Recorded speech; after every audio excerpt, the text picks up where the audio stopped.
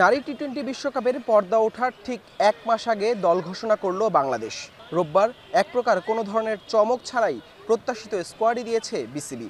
12 June থেকে শুরু হতে যাওয়া এই বিশ্বকাপে এ গ্রুপে বাংলাদেশের প্রতিপক্ষ নেদারল্যান্ডস, অস্ট্রেলিয়া, পাকিস্তান, ভারত ও দক্ষিণ আফ্রিকা।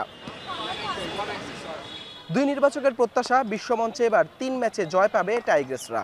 ওয়ার্ল্ড কাপে আসলে আমাদের 5টা ম্যাচ আছে, এক্সক্লুডিং 2টা প্র্যাকটিস ম্যাচ। 5টা ম্যাচের ভিতরে আমাদের আশা আছে আমরা 3টা ম্যাচে আমরা ইনশাল্লাহ জিতবো। আমাদের টার্গেট হচ্ছে নেদারল্যান্ড, দেন পাকিস্তান, সাউথ আফ্রিকা। এই তিনটা নিয়ে আমরা কাজ করছি। চাবো যে 3টা ম্যাচ যাতে আমরা ভালোভাবে জিততে পারি, মানে আমাদের ওই অ্যাবিলিটি আছে আমাদের টিমের কাছে। আমার কাছে মনে হয় যে ওই অ্যাবিলিটিটা আমার টিমের কাছে, আমি বিশ্বাস করি যে আমাদের মেয়ে জিততে পারবে। অবশ্য দল নিয়ে প্রধান নির্বাচকের এমন ভাবনাই স্বাভাবিক, যখন স্কোয়াড সাজাতেও খেতে হয়েছে হিমশিম। অকপটই বললেন, পাইপলাইনে প্লেয়ার সংকট, তাই 2 পেসার নিয়েই বিশ্বকাপে পাড়ি দেবে বাংলাদেশ দল। অবভিয়াসলি জানি এখন বললে মানে আমাকে ছোট করা হবে, টিম বা ন্যাশনাল টিমকে ছোট করা হবে, বাট বেসিক জিনিসটা আমাদের পাইপলাইনটা ইটস ভেরি স্লো, প্রসেসটা খুব স্লো।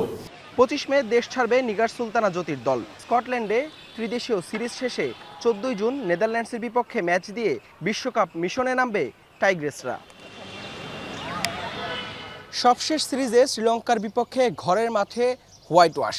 যদিও এর আগে টানা 7 টি-20তে এবছর জয় আছে বাংলাদেশ নারী দলের, কিন্তু সেই জয়গুলো র্যাঙ্কিংয়ের একদম পিছিয়ে পড়া দলগুলোর বিপক্ষে। তবে পরিসংখ্যান যাই বলুক, বিশ্বকাপে বাংলাদেশের নির্বাচক প্যানেলের ভারত আর অস্ট্রেলিয়াকে বাদ দিয়ে 3 ম্যাচে জয়ের স্বপ্নই বলে দেয় নারী দলের অবস্থানটা আসলে কোথায়।